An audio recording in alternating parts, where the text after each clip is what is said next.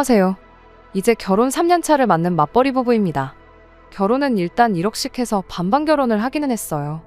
하지만 저는 오롯이 제가 모은 돈을 가지고 왔고 남편은 모아놓은 돈이 따로 없었다 보니 시댁에서 그 돈 전부를 해줬기에 엄밀히 따지자면 반반 결혼을 했다고 보기에 약간 애매한 부분도 있습니다. 여태까지는 이 사실이 저희 결혼 생활에 있어서 제 발목을 잡게 만드는 일이 될 거라고는 생각도 못했어요. 남편이 돈을 모아놓지 못한 이유는 취직이 다른 사람들에 비해 늦은 편이기에 그렇습니다. 그리고 제가 사회생활을 남들보다 조금 빨리 시작했다는 이유도 한몫하겠고요. 영화 보는 것 말고는 딱히 취미라고 부를 만한 것도 없던 저였다 보니 돈 모으는 것도 딱히 없었어요. 남편이 취직을 늦게 한 데에도 이유가 있습니다. 처음 연애를 시작했을 때만 해도 저희 둘 다 직장인이었어요. 연애 시작하고 1년 뒤에 남편이 제대로 사람 대우해주는 그런 회사에서 일을 하고 싶다며 다니고 있던 회사를 그만두게 되면서 공백기가 생기게 되었거든요.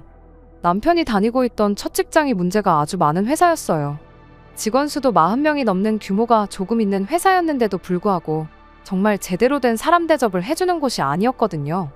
남편이 정식으로 이력서를 내서 취직을 한 건 아니었어요. 원래는 대학교 졸업반 시절에 단기로 아르바이트해서 취직하는 동안 생활비 좀 마련해보겠다고 들어간 회사였는데 어떻게 기회가 되어서 졸업하고도 계속 출근하게 되었던 거죠. 남편 말로는 같이 일하는 직원들하고 합이 잘 맞고 일도 성향에 맞는 데다가 어느 정도 미래도 보이는 곳이라고 생각했었대요. 거기에 사장까지 나서서 이런 식으로는 원래 채용을 잘 안 한다면서 이렇게 열심히 일하는 인재를 놓치면 회사 손해라고 취직하지 말고 여기서 그냥 일을 하라고 설득까지 해왔다는 겁니다. 그렇게 3년간 거기서 직장 생활을 하고 있었고 그때 저랑 연애도 시작했던 겁니다. 시간이 지나면서 남편도 짬이 좀 생겼으니 신입 직원이 들어오면서 사수 역할을 하게 되었대요. 처음 남편 밑으로 생긴 부하 직원이다 보니 인생 이야기도 해주고 술도 사주면서 가깝게 지냈다고 합니다.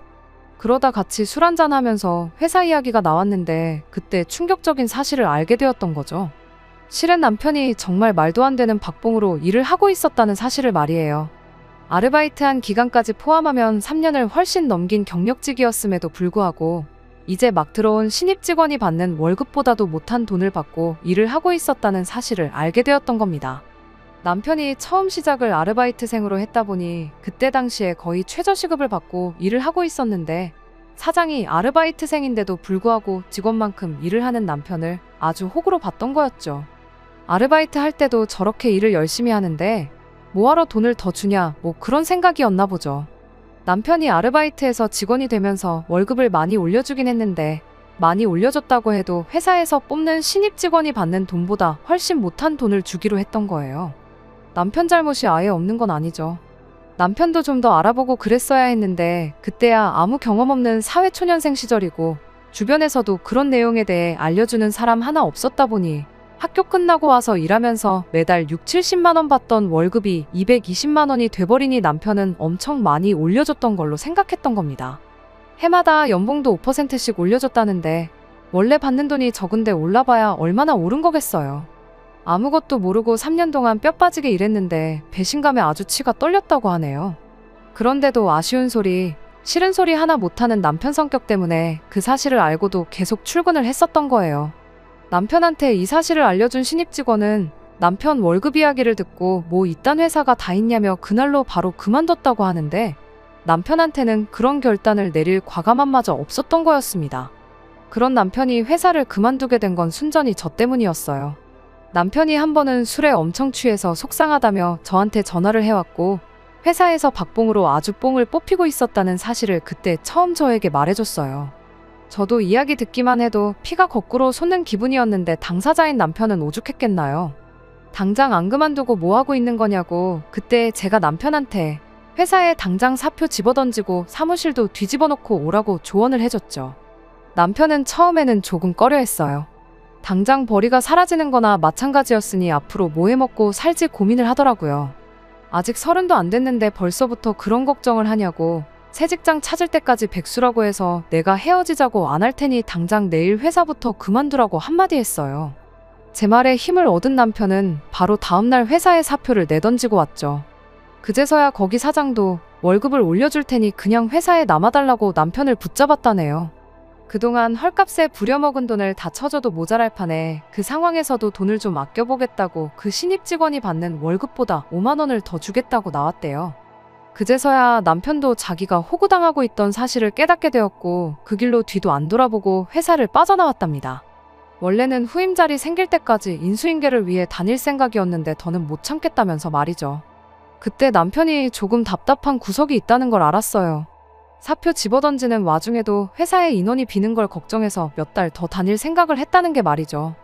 아무튼 결과적으로는 바로 때려쳤기 때문에 그걸 가지고 뭐라고 하지는 않았습니다.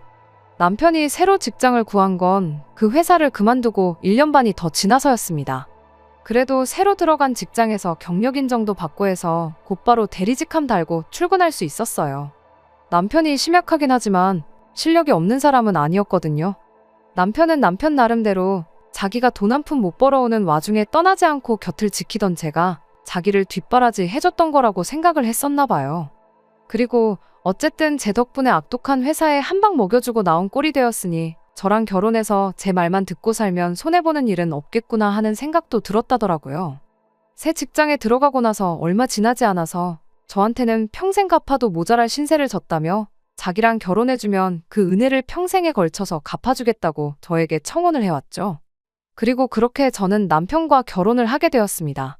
연애하는 동안은 아무 문제가 없었거든요. 아쉬운 소리 못하고 조금 답답하고 못 믿어온 구석이 있다는 건 알고 있었지만 바꿔 말하면 웬만한 거 다 저한테 맞춰주는 착한 사람이었으니 적어도 결혼하면 어이없는 걸로 싸울 일은 없겠구나 싶었어요. 남편이 모아놓은 돈은 없었을지언정 시댁에서 똑같이 1억을 해주겠다고 했으니 결혼자금 문제도 딱히 따지고 들 게 없었죠.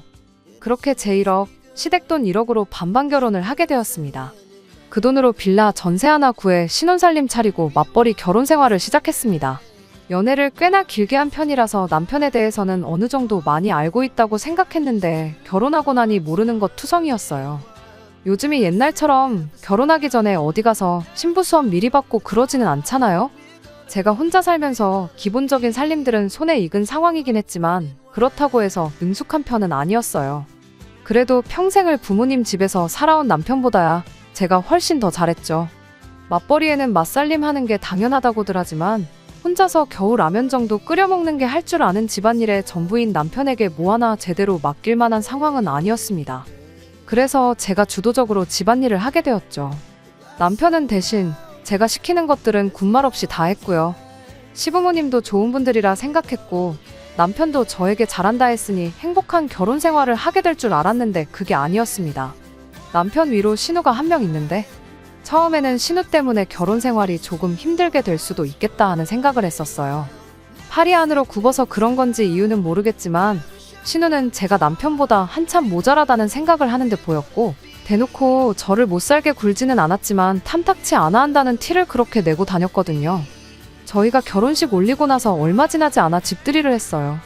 시부모님의 신혼에 이렇게만 불렀고 식사 끝나고 커피랑 차 한 잔씩 마시면서 이런저런 이야기를 하다가 시어머니가 우리 온다고 집 청소해놓고 음식해놓고 아주 그러느라 고생했겠다고 저한테 한마디 해주셨어요. 그 말에 남편도 나서서 많이 도와줬다고 힘쓰는 건 남편이 다 도와줘서 별로 힘들지 않았다고 대답했는데 신우가 괜히 트집 잡으면서 한마디 하더라고요. 그깟 집안일 뭐 얼마나 대단한 거 한다고 기어이 남편을 부려먹는다고요. 그 자리에 심해부도 있었는데 자기 얼굴에 침 뱉는 격이라는 걸 몰랐나 봐요. 저도 모르게 신우한테 그럼 심해부님은 형님 집안일 할 때 구경만 하고 하나도 안 도와주시냐고 놀라면서 되물었어요. 모쪽을 주려고 작정하고 그런 게 아니고 정말 저도 모르게 튀어나온 말이었는데 신우가 얼굴이 시뻘개져서 아무 말도 못하고 있었습니다. 아무튼 그 발언을 시작으로 신우가 아주 스위치가 켜져서는 온갖 불만을 이야기하기 시작했어요. 그러다가 튀어나온 말이 우리 집에서 니네 결혼할 때 얼마를 해줬는지나 아냐? 우리 엄마 노후자금 다 털어서 해준 건데 고마워하진 못할 망정 신우 말에 말대꾸를 하고 있느냐 하면서 열을 내기 시작했죠. 시댁에서 많이 도와준 건 사실인데 말씀드렸다시피 저희 반반 결혼했거든요. 신우가 그 사실은 모르나 싶었죠. 결국 신우가 혼자 저렇게 분노를 표출해버리는 바람에 집들이 분위기도 흐지부지 돼서 그대로 다들 집에 돌아가게 되었죠. 모두가 돌아가고 나서야 남편이 저에게 말해주길 누나가 결혼할 때는 집에서 한 푼도 지원 못 받아서 저런다, 부러워서 그러는 거니까 자기가 이해해달라 하면서 설명을 해주기 시작했죠. 저도 그때까지는 경황이 없었을 뿐 아무 생각이 없었는데 상황이 정리되고 나서 곰곰이 생각해보니 뭔가 의아한 점이 한두 군데가 아니더라고요. 일단 결혼지원금 받을 때 그게 시부모님 노후자금이라는 이야기는 그때 당시 아무도 저한테 이야기해준 적 없는, 모르는 사실이었어요. 시부모님이 결혼을 일찍 하셔서 아직도 나이가 많은 편이 아니세요. 저희 결혼했을 때만 해도 아버님이 60대 초반이고 어머님이 50대 후반이셨죠. 시어머니는 평생을 전업주부로 살아오긴 했지만 시아버지가 경제활동을 계속 하고 계시던 상황이기도 했고 저희 앞에서 이따금씩 은퇴 이야기도 꺼내고 하셨던 적도 있었기에 저는 당연히 노후 준비가 다 되어 있다고 생각했었습니다. 그런데 난데없이 저희 결혼할 때 지원해준 돈이 사실은 노후 자금을 털어서 해준 거라는 소리를 들으니 안 좋은 생각이 자꾸 들기 시작했죠. 저희 친정이 저한테 물려줄 만한 재산은 없을지라도 나중에 저한테 아쉬운 소리 하거나 손 벌릴 생각 없으시다며 노후 준비를 완벽하게 끝내놓으신 상황이었거든요. 남편은 계속해서 누나 결혼할 때 집에서 정말 아무것도 못 받았는데 나는 1억이나 받아갔으니 배가 아파서 그러는 거라며 아무 걱정하지 말라는 식으로 말을 했습니다만 뭔가 뒤숭숭한 느낌을 지울 수가 없었습니다. 그리고 역시나 안 좋은 예감은 틀리는 법이 없다더니 그날로부터 3년이 지난 지금에 와서야 남편 입에서 이런 이야기가 나오게 되었네요. 회사에서 급작스럽게 해외 출장일이 잡혀서 4박 5일 동안 집에 들어오지 못한 적이 있어요. 말씀드렸다시피 남편이 집안일이라고 해봐야 제가 시키는 거나 대충 도와줄 줄이나 알지 자발적으로 무언가 하는 성격이 아니거든요. 급하게 잡힌 출장 일정이라 남편 먹을 밥이라고 미리 5일치 밥을 준비해 놓을 시간도 부족했어요. 제가 미리 밥을 준비해 놓는다고 한들 당장 하루 이틀치 말고는 나머지는 얼려놓아야 했을 텐데 남편 성격에 데워 먹는 게 귀찮다고 손도 대지 않을 게 뻔했거든요. 길게 집을 비우는 게 처음이었다 보니 차라리 남편한테 시댁에 가 있으라고 했어요. 괜히 배달 음식만 주구장창 사 먹거나 라면이나 끓여 먹을 게 뻔해 보여서 그렇게 한 거였죠. 시어머니한테는 따로 연락드려서 20만 원 보내드렸고 저 가 있는 동안 오랜만에 아들하고 오붓한 시간 보내시라고도 말씀도 잘 드리고 그렇게 출장을 떠나게 되었습니다. 그리고 출장 다녀왔더니 남편은 저한테 잘 다녀왔냐느니 고생했다느니 하는 말은 한마디 없었고 은근슬쩍 계속 시부모님 이야기를 꺼내기 시작했습니다. 아버지 등이 평소보다 더 굽어 보인다느니 어쩐다느니 어머님 눈이 안 좋아지셨는지 소금이랑 설탕도 구분을 못하셔서 하루는 설탕국을 먹었다느니 하면서 말이죠. 그러면서 자기가 집안의 장남으로서 부모님이 너무 걱정이 돼서 두고 볼 수가 없다는 식으로 혼자서 쉬지도 않고 계속 중얼거리더라고요. 혼잣말 하는 것처럼 중얼거렸지만 집에 남편하고 저 둘밖에 없는데 누가 봐도 저 들으라고 하는 소리였어요. 듣다 못한 제가 나한테 무슨 이야기가 하고 싶어서 그렇게 혼잣말을 중얼거리느냐고 단도직입적으로 물어봤죠. 그랬더니 그제서야 본론을 꺼내기 시작했어요. 안 그래도 자기가 시댁에서 며칠 지내기로 했다고 하루는 누나랑 매형도 같이 와서 저녁 식사를 했답니다. 그리고 그때 신우가 이제 부모님도 연세가 연세인데 언제부터 모시는 게 좋을런지 그런 이야기를 꺼냈다고 하더라고요. 시아버지가 은퇴를 앞두고 계시긴 했지만 두 분 다 아직 정정하셨거든요. 물론 노후 준비가 완벽하게 되어 있다면야 그때 은퇴해서 편하게 노후 즐기는 것만큼 좋은 게 또 없겠다만 그건 상황에 따라 다른 거잖아요. 심지어 저희 친정부모님도 노후 준비 완벽하게 끝내놓은 상황이었지만 아직도 사람 일 어떻게 될지 모른다며 두 분 다 아직도 경제활동을 하고 계세요. 평생 사무실에서 펜만 굴리시던 친정아버지도 정년퇴직 후에 놀고만 있을 수 없다며 아는 분 가게 나가서 청소도 도와주고 굳은 일 마다하지 않고 그러면서 생활비를 벌고 계시거든요. 예전이야 환갑이었지. 요즘 100세 시대라는데 아직 두 분 다 정정하시고 일할 거리 찾는다면 얼마든지 찾을 수 있을 텐데 왜 벌써부터 합가 이야기를 꺼내느냐고 남편한테 대놓고 물어봤어요. 그랬더니 남편이 저보고 왜 이렇게 공감 능력이 떨어지냐며 혼자 열을 내더라고요. 아직 합가하자고 말을 꺼낸 것도 아닌데 뭐 그렇게 예민하게 구냐며 눈치를 주기 시작했습니다. 그러면서 저한테 한다는 소리가 시부모님이 우리 집에서 같이 살게 되면 그만큼 이득 보는 게 많은 거 모르냐고 따지더라고요. 이득은 무슨 이득이냐고 했더니 어머님이 같이 살게 되면 나중에 우리 아이 태어나면 애도 대신 봐주실 거 아니겠냐고 그것만 해도 제 월급에 애 봐주는 사람 구하는 것까지 생각하면 달에 500만 원은 이득을 보는 거랍니다. 그것뿐이겠냐며 어머님이 살림도 대신 다 해주실 거 아니겠냐며 그것도 한번 계산을 해보라는 거예요. 하루에 하는 집안일을 2시간씩만 잡아도 우리 시급으로 계산하면 그것도 달에 200만 원은 좋게 될 거라면서 말이죠. 그리고 어차피 내가 집안의 유일한 아들이니 나중에 가면 부모님 모시고 살게 될 게 당연한 건데 당장 내일부터 모시나 나중에 가서 모시나 달라질 게 뭐가 있냐고 하더군요. 마치 저한테 선택권이라고는 없다는 듯이 딱 잘라서 말을 하더라고요. 평소에 언변이 그렇게 좋은 사람이 아닌데 입에 모터가 달린 것 마냥 따다다 쏘아대는 걸 보니 누가 보면 미리 연습이라도 한 줄 알겠다 싶더라고요. 그래서 남편한테 나는 시부모님 모시고 살 생각은 추호도 없다 말하고 남편이 주장하는 합가를 해야 하는 이유에 대해서 하나씩 조목조목 반박해줬습니다. 당신 말 맞다나 시어머니가 살림해주고 나중에 아이 태어나고 애 봐주시고 그러는 거 생각해보면 분명히 도움이 되는 건 맞는 말이다만 앞뒤가 맞지 않는 거 아니냐고요. 시부모님 모시고 살고 싶다는 이유가 여태껏 고생하신 부모님 이제 좀 편하게 해드리고 싶어서 그런 거 아니냐고요. 그런데 집안일 전체를 어머님한테 떠맡기는 것도 모자라 황혼육아까지 시키려는 거냐고요.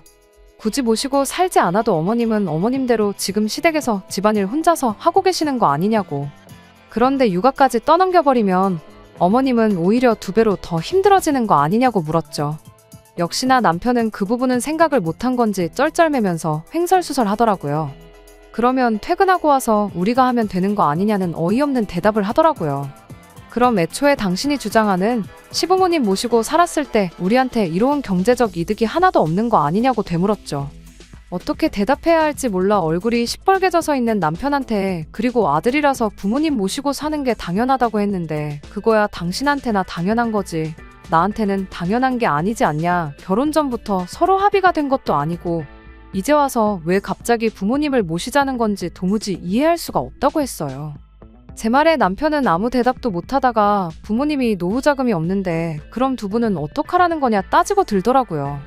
그제서야 왜 합가 이야기를 난데없이 꺼냈는지 이유를 알게 되었죠.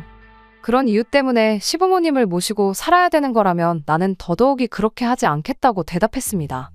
할 말이 없어진 남편은 화를 내면서 그럼 나랑 결혼은 왜 했냐고 성질을 부리네요. 언제부터 이렇게 자기 주장 내세우며 고집 부리는 사람이었는지 연애 3년에 결혼 3년 가장 가까이서 지켜봐왔던 그 사람이 맞나 싶어요. 제 말만 들으면 앞으로 손해보고 살 일은 없겠다며 결혼하자고 해놓고서는 왜 가만히 있는 저를 시부모님 노후 따위는 신경도 안 쓰는 그런 나쁜 며느리를 만드는지 싶네요. 정말이지 결혼지원금 한번 잘못 받았다가 졸지에 팔자에도 없던 시집살이를 하게 생겨서 정말 답답합니다. 어떻게 딱 잘라 말해야 남편도 고집 그만 부리고 포기할런지 뭐 좋은 방법이 없을까요? 정말이지 여러 가지 생각에 잠기게 만드는 하루입니다. 후기입니다. 좀 더 빨리 후기를 보내드리고 싶었는데 경황이 없어서 이렇게 모든 일 마무리 짓고 나서야 이렇게 후기를 보내드리게 되었습니다. 결론부터 말씀드리자면 남편과는 이혼하고 각자 갈 길 가기로 했어요. 아들이면 부모님 모시는 거 당연한 거라 했으니 아마 남편은 소원대로 시부모님 모시고 살게 되겠죠. 사실 그건 궁금하지도 않아요. 남편하고는 그날부터 냉전 상태에 돌입했는데 아침이면 아침마다 퇴근하면 퇴근한 대로 저한테 생각 좀 해봤냐며 계속해서 시부모님을 모시고 살 것을 강요해왔습니다. 그런데 알고 보니 이 모든 일에 배우의 신우가 개입하고 있었다는 사실을 알게 되었어요. 하기야 싫은 소리도 한마디 제대로 못하던 사람이 자기 고집 부리고 저러는 데는 다 이유가 있을 거라고 생각했어요. 저는 당연히 합가 대상인 시부모님이 뒷배라고 생각했고 부모님 뜻에 거역할 수 없으니 남편이 저렇게 강하게 나오는 거라 생각했는데 알고 보니 시부모님이 아니고 신우가 문제였네요. 몇 번이고 합가를 물어오는 남편 말에 언젠가부터 저는 싫다는 대답도 안 하고 그냥 무시로 일관하고 있었습니다. 남편도 더 이상 자기 능력으로는 제 마음을 돌려낼 수 없다고 생각했는지 하루는 퇴근길에 신우를 데리고 저희 집으로 찾아왔어요. 남편 입에서 나온 게 다 신우 머리에서 나온 이야기였을 테니 신우라고 뭐 별게 있었겠나요. 드라마 재방송하듯이 남편이 했던 말 그대로 이야기를 꺼내더군요. 시부모님 노후자금으로 결혼했으면 당연히 모시고 살아야 하는 거 몰랐냐고요. 이 상황에 손이신우라고 해서 예의 차리고 그럴 생각도 없어서 저도 말하는 것마다 따박따박 제 할 말을 다 했습니다. 반반 결혼했는데 그 돈이 시부모님 노후자금이건 빚을 내서 해준 거건 무슨 상관이냐고요. 막말로 사실 내가 결혼할 때 가지고 온 돈도 내 돈이 아니고 친정부모님 노후자금이었다고 우기면 어떻게 할 거냐고 따져물었죠. 그러면 저도 친정부모님 노후자금으로 결혼한 게 되는 거니 당장 내일부터 친정부모님도 이 집으로 모셔오면 되는 거냐고요. 신우는 말로는 안 되겠으니 억지를 부리더라고요. 출가 외인 이야기를 꺼내면서 친정보다 시댁이 먼저라는 소리를 꺼내더군요. 자기도 따지고 보면 며느리면서 출가 외인 이야기가 하고 싶나 싶더라니까요. 그래서 저도 출가 외인이면 출가 외인답게 친정일에 신경 끄고 형님이나 알아서 잘하라고 했어요. 당장 형님도 시부모님 모시고 사는 것도 아니면서 무슨 자격으로 남의 집 일에 감나라 배나라 하고 있냐고요. 그제서야 신우도 억지 부린다고 제가 호락호락 넘어갈 사람이 아니라는 걸 깨달았는지 조건을 걸어오면서 회유를 시작하더라고요. 그리고 이 합가 사태가 이렇게 갑작스럽게 그것도 신우의 주도하에 일어나게 된 진짜 이유를 알게 되었습니다. 시부모님이 살고 계신 빌라가 요즘 시세로 2억 정도 한다고 하더라고요. 그리고 자기는 저희 결혼할 때 남편이 지원받은 만큼 꼭 받아야 적성이 풀리겠답니다. 그러면서 조건을 제시하길 시부모님 집을 팔아서 그 돈을 정확하게 반반씩 나누자고 하더라고요. 그러면 저도 1억이 생기는 거니 손해는 아니라면서요. 하지만 여기에는 큰 함정이 있었죠. 속이 뻔히 보여서 함정이라고 할 것도 없어요. 시부모님 집을 팔면 시부모님은 어디 가서 사느냐 따져물으니 당연히 니네가 모시고 살아야지 이러고 있더라고요. 고작 1억 받자고 제가 앞으로 못해도 30년 평생을 시부모님 모시고 살겠다고 하겠냐 물으니 저보고 피도 눈물도 없는 년이라며 그럼 우리 엄마 아빠 길바닥에 노숙이라도 하라는 거냐며 욕짓거리를 쏟아붓더라고요. 그렇게 부모님 노후자금 걱정하는 딸이 정작 뒤에서 하는 짓이라곤 멀쩡히 잘 살고 있는 집 팔아 그 돈 꿀꺽하고 동생한테 오갈곳없는 부모님을 떠넘기는 거냐고 피도 눈물도 없는 게 대체 누구냐고 되받아쳐줬네요. 자기도 말문이 막혔는지 혼자 부들부들대면서 악을 쓰다가 그럼 부모님 노후자금이나 뱉어내라고 엄포를 놓길래 반반 결혼한다고 받은 돈을 내가 왜 뱉어내야 되냐고 그렇게 효녀 노릇이 하고 싶으면 여기서 이럴 게 아니고 시부모님 모시고 외식이나 다녀오라 한마디 해주고 저는 방으로 들어가 버렸습니다. 아예 상대를 안 해주니 신우 혼자 길길이 날뛰다가 결국 포기하고 돌아가더라고요. 그 와중에도 차비 쓰기가 싫었는지 남편 보고 태워다 달라더군요.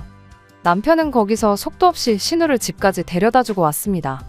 이걸로 끝났더라면 이혼까지는 안 했을 텐데 차 안에서 신우한테 무슨 소리를 듣고 온 건지 집에 돌아온 남편이 다짜고짜 오냐오냐 해줬더니 시댁 무서운 줄 모르고 가장인 나도 우습게 보는 거냐며 2차전을 시작하는 겁니다.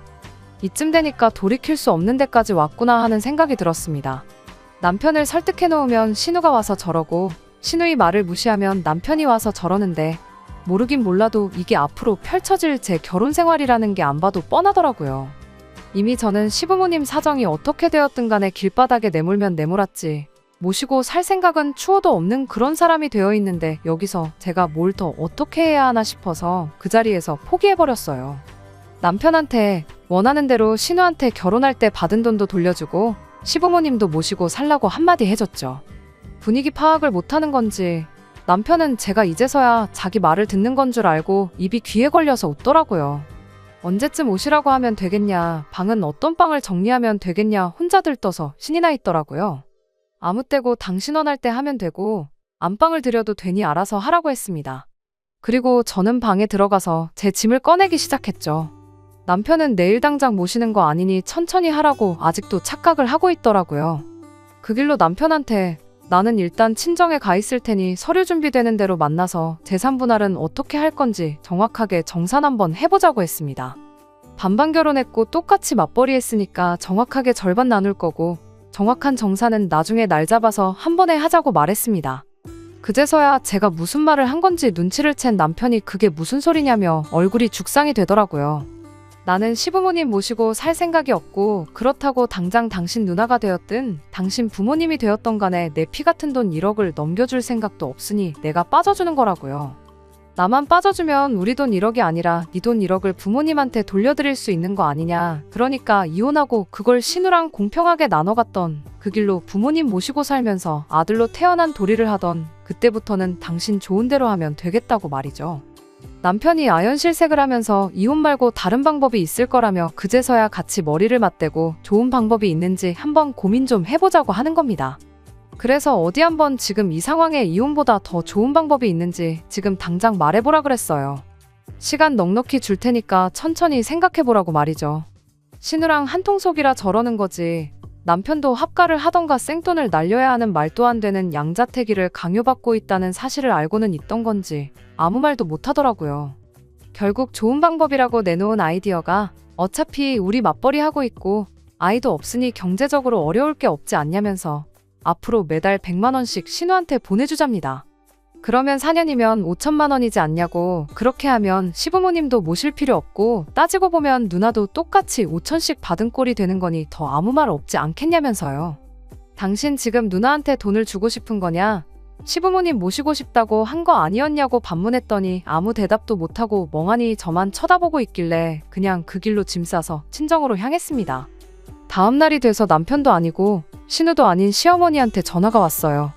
모르는 척 하는 건지 진짜 모르는 건지는 모르겠지만 이 상황이 시부모님과 상의가 되었던 게 아니라는 걸 알게 되었습니다. 하기야 남편하고 신우가 말하는 꼴을 보니 시부모님 모시고 사는 게 문제가 아니라 돈이 문제였던 거였으니 그럴만도 하겠다 예상은 하고 있었죠. 시어머니는 저한테 사과를 먼저 해왔어요. 그리고 2번 다시 신우가 저희 앞에서 합가나 돈 이야기 꺼내지 못하게 단도리를 하겠다고 하셨죠. 원래부터 남편이 지 누나 말에는 꼼짝을 못했었다는 이야기를 해주시더라고요. 그제서야 어디 가서 싫은 소리 못하고 결정도 잘 못 내리는 남편 성격이 신우 때문에 그렇게 되었다는 걸 알았네요. 저는 조금만 더 생각을 해봐야겠다 대답했고 전화를 끊었습니다. 단순한 부부싸움이었다면 시어머니 때문에라도 그냥 넘어갔겠지만 남편에 대한 신뢰가 바닥인 상황에서 남편이 신우한테 원래부터 꼼짝도 못한다는 사실을 알게 되었으니 더더욱이 이혼의 확신이 생기기 시작했어요. 그날로부터 이틀이 지나서 저는 이혼을 해야겠다고 결심을 했습니다. 더 길게 끌어봤자 결과는 똑같겠다 싶어서 그 길로 바로 서류 작성하고 집에 가서 남편한테 이혼하자고 했어요. 이혼 서류 건네주면서도 남편이 울고불고 매달리면 어떻게 해야 하나, 마음이 약해지진 않을까 그런 걱정을 했는데 남편이 제 마음 돌려보겠다고 또 제가 몰랐던 이 모든 사건의 전말을 말해줬습니다. 신우가 결혼하자마자도 아니고 3년 만에 이렇게 나온 이유가 따로 있었더라고요. 신우가 남편 몰래 빚내서 주식을 시작했다가 원금 대부분 날려먹고 급하게 돈이 필요한 상황이었다고. 그런데 그냥 그 돈을 해주자니 거절당할 것 같아서 일을 이렇게 크게 만들었던 거라네요. 그거 걸리면 누나가 이혼당할 것 같다고 울고불고 부탁을 해오는데 자기도 안 되는 거 알지만 누나 도와주고 싶어서 그랬던 거랍니다. 하지만 이젠 당장 누나가 이혼을 당하던 말던 손절해버리고 우리 미래만 위해서 살겠다고 말해오는데 긴 말할 것 없고 빨리 이혼 서류에 도장이나 찍어달라고 했습니다. 질질 끌면 나도 소송으로 갈 수밖에 없으니 마무리라도 깔끔하게 하자고요. 이혼을 하는 과정에 있어서 시부모님은 당신들이 돈이 없어서 그런 거라며 계속 저한테 미안하다고 사과를 해왔지만 정작 이 사건의 원흉인 신우는 저한테 전화는커녕 문자도 한 통 보내지 않았어요. 남편과 이혼 서류 제출하고 나오는데도 숙려기간 동안 잘 좀 생각해달라는데 그런 거 생각할 겨를도 없이 속이 너무 후련하더군요. 결혼하면 제 말만 듣고 살아도 손해보는 게 없겠다더니 결국 누나 말 듣다가 자기 인생이 저렇게 망가졌는데 남편도 제정신이면 재산 분할한 돈으로 신우 빚 갚아주고 그러진 않겠죠. 이제 이혼해서 각자의 길을 가기로 했으니 아무쪼록 정신 차리고 살았으면 싶은 따름입니다. 다 끝난 줄 알았는데 이렇게 또 후기를 남기는 날이 올 줄은 몰랐네요. 이혼한 마당에 남편이며 그 식구들과 2번 다시 얽힐 일은 없을 줄 알았는데 신우가 몸소 전화까지 해줘서 근황을 알려준 덕분에 이렇게 마지막 후기를 남깁니다. 다짜고짜 신우한테 전화가 와서는 너 때문에 내 인생 망했다며 욕짓거리를 하더라고요. 남편하고 이혼하면서 남편은 물론이고 시부모님까지 신우아 등을 돌렸나 봐요. 일단 노후자금이라고 했으니 남편이 재산분할 받은 돈 중 결혼자금으로 받아온 돈을 신우가 아니라 시부모님한테 돌려드렸답니다. 시부모님은 신우가 자기 주식빚 때문에 두 분 모르게 집까지 팔아가며 억지로 저희를 합가시키려 했고 결국 그 때문에 아들 부부가 이혼하게 되었다는 사실을 알고 있으니 제 생각이지만 그게 너무 괘씸했었나 봐요. 시부모님이 신우한테 노후자금 걱정해주더니 왜 이제 와서 주식빚을 갚아달라고 하느냐며 거절을 했다고 하더라고요.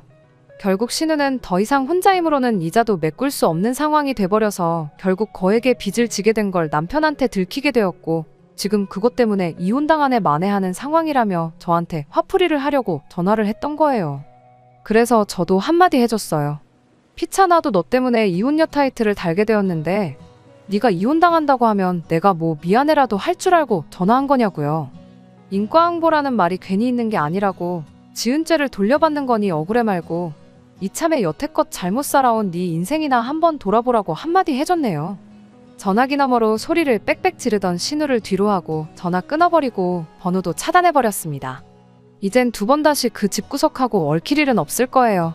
적어도 이혼의 원흉이나 마찬가지였던 신우 인생의 말로가 저렇게 처참하게 되었다는 거나 위안 삼으려고요. 댓글로 응원해주신 분들께 모두 감사드리며 저는 이번에는 진짜로 작별 인사를 드려야겠습니다. 끝까지 들어주셔서 감사합니다. 오늘의 사연은 여기까지입니다. 구독과 좋아요, 알람 설정 부탁드리고 더 좋은 사연으로 다시 찾아뵙겠습니다. 감사합니다. 신바람 사연 아파트, 오늘의 사연 시작하겠습니다. 1년 연애 끝에 결혼한 남편과 정말 남부럽지 않게 잘 살 거라고 생각했어요. 그런데 이렇게 익명의 힘을 빌어서 제 이야기를 하러 찾아오게 되었네요. 집안 문제다 보니 주변 사람들한테 털어놓기엔 조금 그렇고 혼자만 속을 썩고 있자니 너무나도 답답해서 다른 분들의 의견도 들어볼 겸 이렇게 큰맘 먹고 사연을 보내보게 되었습니다. 남편은 지인의 소개로 처음 만나게 되었어요. 대화도 잘 통했고 성격도 빼다 박은 듯 비슷했다 보니 연애하면서는 만나는 내내 즐거웠던 기억밖에 없었습니다. 당연지사 결혼하게 돼도 이 행복함이 똑같을 것이라 믿었고 그렇게 결혼까지 결심을 하게 되었죠. 하지만 결혼 시작부터 남편과 사소한 것들부터 의견 차이가 생기기 시작했고 조금의 양보도 하기 싫어하던 남편과 연애할 때는 생각도 못한 다툼까지 하게 되었어요. 연애할 적에는 이런 일이 없었는데 왜 그런가 생각해봤더니 하루가 멀다 하고 하게 된 다툼의 원인이 우리 둘에게 있는 게 아니었고 늘 시댁이 연관되어 있다는 사실을 깨닫게 되었습니다. 시댁에 섭섭한 마음이 있기는 했어요. 결혼 전과 결혼 후 하는 말이 달랐거든요. 결혼 준비할 당시에 사소한 조건 하나하나 따져가며 결혼하는 건 옛날 방식이라 생각했고 부모님 도움 없이 저희들 힘으로만 결혼하기로 했었습니다. 당연히 저희들 힘만으로 결혼했으니 저희들 할 도리만 하면서 둘이서 행복하게 잘 살면 된다고 믿었고요. 그런데 결혼하고 나니 그제서야 시댁에서 결혼 전에 시부모님이 노후 준비가 다 되어 있다는 사실이 말장난이었다는 걸 알게 되었습니다. 당신들 노후 준비가 되어 있다는 게 효자 아들을 두고 말한 거였거든요. 즉 남편한테 노후 자금을 어느 정도 지원받겠다는 거였어요. 저는 두 분이 노후 준비가 다 되어 있으니 걱정 말라는 뜻으로 받아들였던 건데 너무나도 의도가 뻔히 보이는 말장난이었던 거죠. 아무리 결혼할 사이라고 해도 제가 뭐 시부모님 재산이 어떻게 되는지 저금은 얼마나 있고 빚은 얼마나 있는지 그런 걸 꼬치꼬치 캐물을 수가 없다는 걸 알고 일부러 저랬다는 생각밖에 들지 않았습니다. 그렇다 보니 시댁에 좋은 마음이 들지 않았어요. 당연히 남편은 시댁을 불편해하는 저를 못마땅해 했었죠.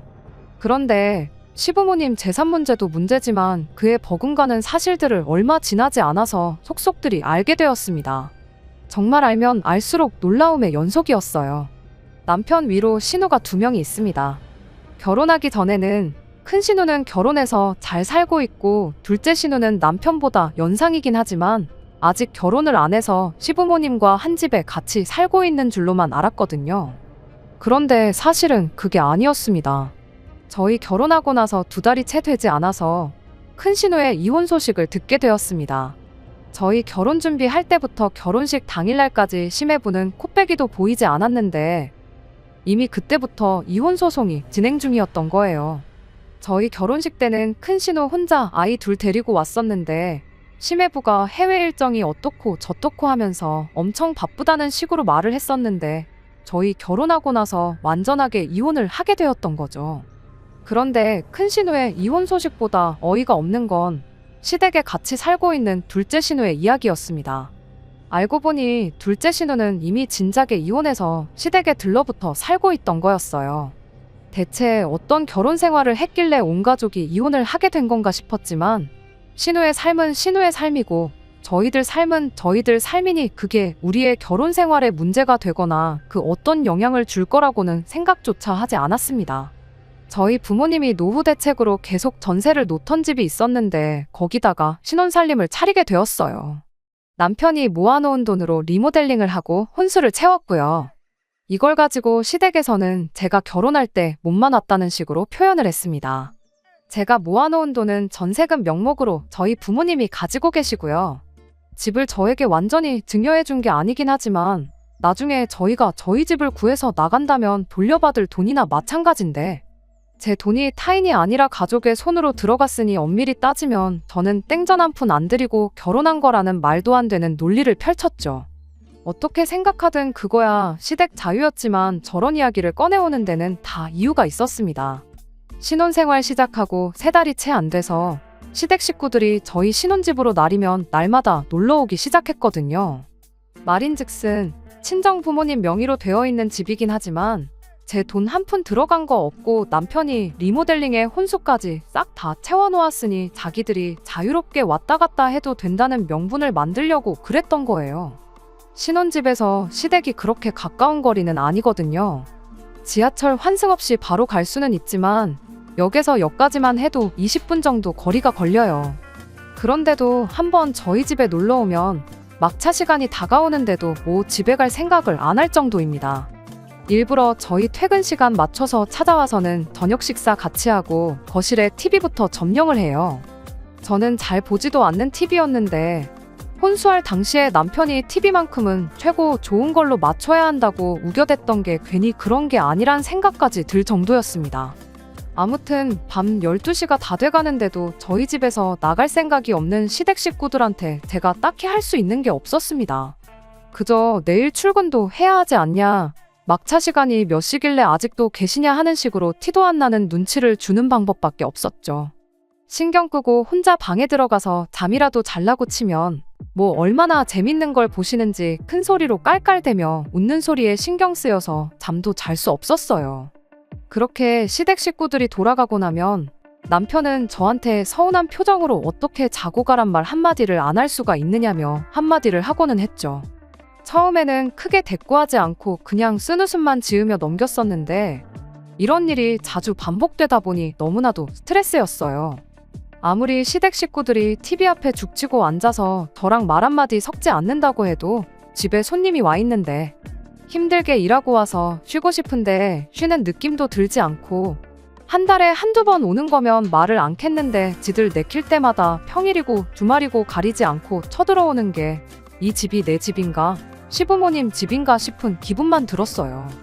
남편은 제가 힘들어하는 건 안중에도 없는지 주무시고 가라는 말 한마디 안 했다고 계속 불평을 해댔고 결국엔 그게 시작이 돼서 다툼을 하게 되었습니다. 남편은 이제 한 가족인데 가족을 불편해하는 사람이 어딨냐며 어이없어 했어요.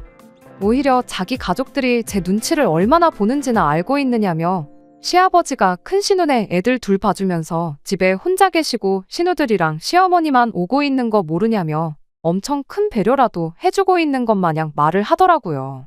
제가 막말로 친정부모님이 그렇게 매일같이 찾아오셔도 당신 똑같이 그렇게 말할 수 있겠냐 했더니 당당하게 자기는 저처럼 절대 불편해하지 않을 것이며 주무시고 가신다고 하면 안방까지 내어드릴 용의가 있다고 말을 하더라고요. 안방 이야기도 어이가 없었어요. 말인즉슨 시어머니한테 주무시고 가시라 한마디 하면 당연히 안방도 내어드려야 한다는 소리로밖에 해석할 수 없었으니까요. 마음 같아서는 진짜 친정부모님한테 매일같이 저희 집에 좀 와주시라 부탁하고 싶었어요.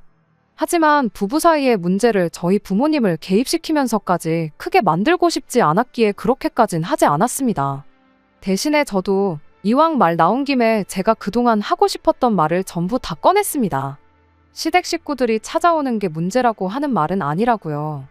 다만 제가 허용할 수 있는 범위는 한 달에 한두 번 정도, 그것도 그냥 같이 저녁 식사하는 정도까지만 이라고 했어요. 힘들게 일하고 와서 집에서 쉬는 기분도 안 들고 당신한테야 한 식구지 나한테는 시댁 식구라고.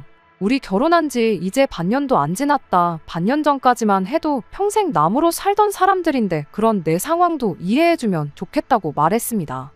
하지만 남편은 그럼 언제까지 기다려야 한 가족이 되는 거냐? 너무 정없는 소리만 하고 있다며 불편한 기색을 숨기지 않았습니다.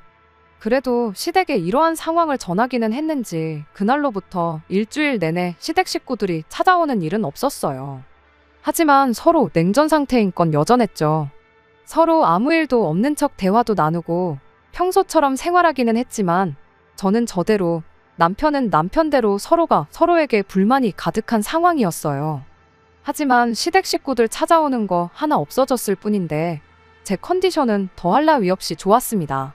남편과의 악감정도 언젠간 풀리겠거니 하고 그날만 기다리고 있었어요. 그런데 며칠이 지나서 남편이 저한테 웬일로 먼저 말을 걸어오더라고요. 하지만 전혀 좋은 이야기는 아니었습니다. 자기가 곰곰이 생각해봤는데 겨우 한 달에 한두 번 저녁 식사만 하고 가시라고 하는 건 너무 정이 없는 것 같다고 말을 꺼내더니 평일에 퇴근해서 지친 몸 쉬는 게 쉬는 것 같지가 않은 게 문제인 거면 주말 이틀 동안 와 계시는 건 아무런 문제가 없는 거 아니냐는 어이없는 이야기를 꺼내더라고요. 주말 이틀이라고 콕 집어서 말한 거 보면 시댁 식구들 작업 가게 해달라는 소리나 마찬가지였고요. 주말 되면 우리는 밖에 놀러 나가 있으면 되는 거 아니냐, 그럼 피차 서로 불편할 것도 없는 게 아니냐고 하는데 어이가 없었습니다. 하도 어이없는 소리를 하길래 빈집에 남이 와 있는 건 더 싫다고 대놓고 거절했어요. 그리고 그렇게까지 당신 가족들이 우리 집에 와서 지내야 하는 이유가 대체 뭐냐고 대놓고 물어봤어요. 대체 어떤 이유 때문에 내 집을 강제로 빈집을 만들어가면서까지 당신 가족들을 신혼집에 들이는 이유가 뭐냐고요. 남편은 그 와중에 또 한 식구 타령을 하면서 자기 가족들을 남이라고 지칭한 걸 서운하다고 따지고 들더라고요. 말 돌리지 말고 묻는 말에나 대답하라고 단호하게 한마디 해버렸죠. 그리고 그제서야 남편이 시댁 식구들이 처한 상황이 딱하다며 진짜 이유를 말해주더군요. 작은 누나 이혼하고 시부모님이랑 셋이 살 적에는 문제가 없었는데 큰 누나 이혼하고 나서 애 둘까지 데리고 오니 안 그래도 시댁이 집도 비좁은데 전쟁통이 따로 없게 되었다고요. 그 와중에 얼마 전 시댁 윗집에 새로 젊은 부부가 이사를 왔는데 그 집이 매일같이 잔치라도 여는 건지 층간소음도 엄청나게 내고 있는 상황이랍니다. 안 그래도 집도 비좁고 정신없는데 윗집에서는 시끄럽게 굴지 다들 힘들어해서 가족들끼리도 사이가 나빠지고 있는 상황이라고요. 12평 빌라에 5식구 사는 것만 해도 말이 안 되지 않냐. 그에 비해 우리 집은 둘이서 사는데 32평이지 않느냐. 놀리고 있는 공간도 많은데 가족들 힘들게 고생하는 걸 두고 보느니 그냥 우리 집에서 시간이나 보내고 가라고 하면 서로 좋은 거 아니냐고. 뻔뻔하게도 제가 전에 했던 말을 그대로 인용해서 장인 장모님이 똑같은 일로 고생을 하고 있다고 하면 너는 그 불편한 삶을 감수하라고 말할 수 있느냐고 하면서 따지고 들면서 저보고 너라면 어떻게 하겠냐고 더 좋은 방법이 있으면 말해보라고 하는 겁니다. 그러니까 지금 자기 가족들이 불편한 건 싫으니 나보고 불편함을 감내하라고 하는 소리냐고 따져 물었어요. 층간소음이야 경찰을 부르던 해서 이웃끼리 해결하면 될 일이고 식구가 갑자기 늘어서 집이 비좁아졌으면 큰 신우랑 신우가 나가 살면 되는 거 아니겠냐고 했죠. 애도 아니고 다 큰 어른인데 이혼했다고 부모님하고 꼭 같이 살아야 하는 건 아니지 않냐고요. 결혼했을 때 전업주부로 살았다고 해서 이혼하고도 전업주부로 살아야 되는 건 아니지 않느냐고.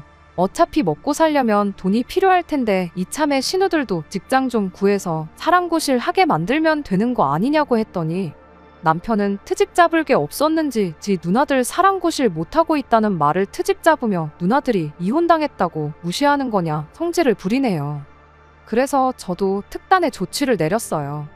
고작 그런 이유로 당신 가족들이 우리 집에서 시간을 보내고 잠만 집에 가서 자게 하는 거라면 더더욱이 그렇게 하게 해줄 이유가 없는 것 같다고요.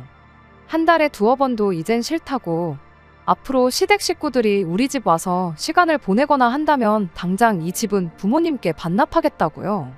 당신이 이 집 리모델링 해준 비용은 친정 부모님한테 그대로 쳐서 돌려주라고 말하겠다. 혼수로 사온 거 중고로 정리한 뒤에 차액 나오는 것도 전부 계산해주겠다고 했죠. 그리고 그 돈하고 우리 부모님이 가지고 계신 내 돈 받아다가 12평짜리 빌라 전세든 뭐든 적당한 집 구해서 신혼집 새로 차리자고 했죠. 넓은 집에서 좁은 집으로 가기는 싫었는지 열변을 토하던 남편이 그 말에는 대답도 못하고 꼼짝 않고 가만히 있더라고요. 그렇게 상황은 일단락되었고요. 그렇게 한 달이 지난 상황인데 저도 워낙 강경하게 나가서 그런가 그 이후로는 진짜 시댁 식구들이 코빼기도 비추지 않고 있어요. 상황만 보면 전과 비교해서 더할 나위 없이 좋은 상황이지만 남편과는 아직도 냉전 중인 상황입니다. 사연 시작할 때 적었던 것처럼 남편과 제 문제로 부부싸움을 한 거라면 이렇게 제 이야기까지 적어보낼 일도 없었을 거예요.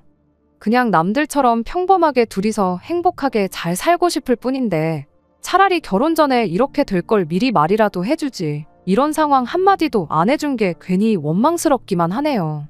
남편도 저도 너무 극단적인 방법만 이야기하는 것 같아 혹시나 좋은 의견이 있을지 싶어 한번 사연 보내봤습니다. 매번 시댁 식구들 때문에 같은 문제로 마음 상하는 이 상황이 그냥 너무 힘들기만 하네요. 오랜만이네요. 제가 제 이야기를 사연으로까지 보내다 못해 이렇게 후기까지 보내게 되는 날이 올 줄은 생각도 못했습니다. 결론부터 말씀드리자면 결국 남편과는 이혼을 하게 되었습니다. 가족들 생각에 잠도 제대로 못 이룬다던 남편을 보니 내 남편으로 데리고 사는 것보다 가족들 품에 돌려주는 게 100배 1000배 낫겠다는 생각이 들었거든요. 막상 이혼하자고 하니 가족들하고 연까지 끊겠다고 나오는데 그럴 거면 애초에 처음부터 그 고생을 시켰는지 싶어요. 제 사연에서 말했듯이 남편한테 제가 시댁 식구들이 한 번만 더 찾아오면 집 부모님께 돌려드리겠다고 선언한 뒤로는 시댁 식구들이 찾아오는 일은 없었어요. 다만 남편과 감정에 고른 날이 갈수록 깊어져만 갔지요.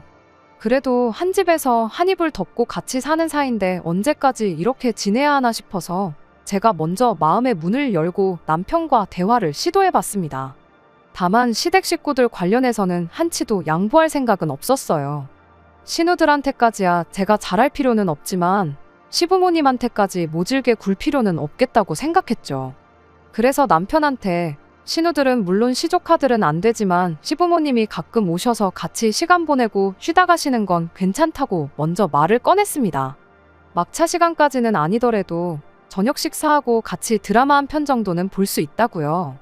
주말에는 집이 비어있을지라도 오시고 싶으면 오셔도 되고 이따금씩 같이 외식도 다니고 하자고 말을 꺼냈는데 제가 너무 한 번에 많은 걸 허락해 준 건지 남편이 혼자 확대 해석해서 신우들은 안 되지만 시부모님만큼은 내가 감내를 하겠다고 받아들였나 보더라고요. 그렇게 시부모님하고 몇 번 시간을 보내고 나서는 며칠 지나지 않아서 자기한테 좋은 생각이 있다면서 시부모님을 모시고 살자는 제안을 해왔습니다.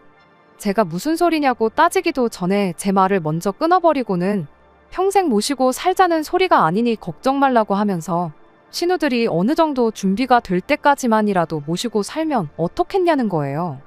준비는 무슨 준비냐고 물어봤더니 둘이 직장도 구하고 독립해서 나가 살 만큼 돈을 모으고 나서라고 하는데 뭐 독립한다는 게 고시원 같은데 방구해서 들어간다는 건 아닐 테고 전세든 월세든 보증금이 필요하게 될 테니 그 돈 모을 때까지만 시부모님을 모시고 살자고 하길래 가당치도 않은 소리 말라고 했죠.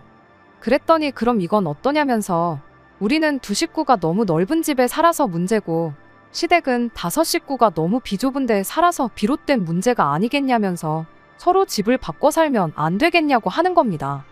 고작 한다는 소리가 시부모님 모시기 싫으면 집을 바꿔서 살자고 하니 어이가 없었어요. 일단 집이 넓어지면 신우들도 그렇고 시부모님도 불편할 게 없어질 테니 우리 집에 찾아오는 일도 없어질 것 아니겠냐고 자기도 갑자기 생각난 건데 이거야말로 모두가 행복해지는 시나리오 아니겠냐고 혼자서 좋아하더라고요. 남편이 말하는 모두가 행복해지는 시나리오에는 제가 들어가 있지 않다는 게 문제라면 문제였죠. 그리고 그 사실을 깨닫게 되니 제가 아둥바둥 남편을 회유해가며 스트레스 받을 이유가 하등 없다는 사실도 같이 깨닫게 되었어요.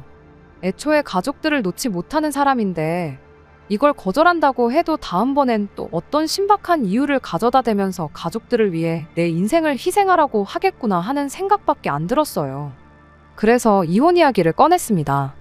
남편이 정색을 하더니 장난하지 말라고 하길래 진심으로 하는 소리니까 잘 생각해 보라고 했어요. 나는 당신 가족들을 위해 내 삶을 희생할 생각이 추호도 없는데 당신은 며느리라면 당연히 이 정도 희생은 감수하는 거라 생각하고 있지 않냐고. 그럴 바에 빨리 헤어지고 각자 제 갈 길 가는 것보다 좋은 방법이 없겠다고 한마디 했습니다. 당장 그날에는 남편이 너가 그런 사람인 줄 몰랐다며 실망이라고 오히려 화를 내왔어요. 시간이 지나면 이혼하자는 말을 제가 철회라도 할 줄 알았나 봐요. 저는 시간이 나는 대로 곧장 서류부터 준비해왔어요. 서류를 건네주니 남편이 그제서야 제가 진심인 걸 눈치챈 건지 곰곰이 생각해보니 자기가 잘못했던 것 같다며 시댁 식구들 앞으로 절대 신경 쓰지 않고 살 테니 이혼만큼은 하지 말자고 비굴하게 나오더라고요. 나중에 가서는 아예 시댁 식구들을 안 보고 살겠다는 소리를 하더라고요. 퍽이나 차라리 걔가 똥을 끊지. 내가 볼 때 그건 불가능한 것 같으니까 더 시간 끌지 말고 깔끔하게 정리하자고 했습니다. 둘만 잘 살면 된다고 시작한 결혼 생활이었는데 애초에 처음부터 남편은 가족들에 대한 일도 속이고 저까지 자기 가족들을 챙기게 만들려고 결혼했던 건가 싶어요. 가능하다면 사기죄로 남편을 고소하고 싶었지만 상담해보니 의도만 가지고는 처벌이 안 된다고 하더라고요. 대신 귀책 사유 따지고 보면 위자료 소송은 할 수 있을 것 같다는 답변을 들었는데 결혼기간 얼마 되지도 않는 거 위자료 청구해봐야 얼마 되지도 않겠다 싶어서 깔끔하게 합의 이혼했습니다. 합의 이혼 해주면 전에 말했던 것처럼 리모델링 하는데 들어간 돈도 그대로 돌려주고 혼수장만 하는데 들어간 돈도 제대로 계산해서 돌려주겠다고 했더니 복잡하고 머리 아프게 소송까지는 갈 필요는 없었어요. 얼마 전에 완전히 이혼 마무리 짓고 이렇게 후기를 보내게 되었네요. 웃긴 건 그렇게 가족들 챙기지 못해 안달이었던 남편을 시댁 식구들 그 누구도 챙겨주지 않는다는 거였어요. 12평 빌라에 5식구가 살고 있는데 거기에 남편까지 받아줄 여력은 없었나 봐요. 그나마 남편 회사의 독신자들을 위한 기숙사 같은 게 있어서 그 집에 회사 동료랑 룸메이트 형식으로 같이 살기로 했나 봐요. 그 기숙사가 얼마나 넓은지는 모르겠지만 아무쪼록 그 집에는 시댁 식구들 놀러오라고 하지는 않았으면 좋겠네요. 그 집에서까지 쫓겨나게 되면 앞으로 평생을 외톨이로 혼자 살아야 할 테니까 말이죠. 끝까지 들어주셔서 감사합니다. 오늘의 사연은 여기까지입니다. 구독과 좋아요, 알람 설정 부탁드리고 더 좋은 사연으로 다시 찾아뵙겠습니다. 감사합니다.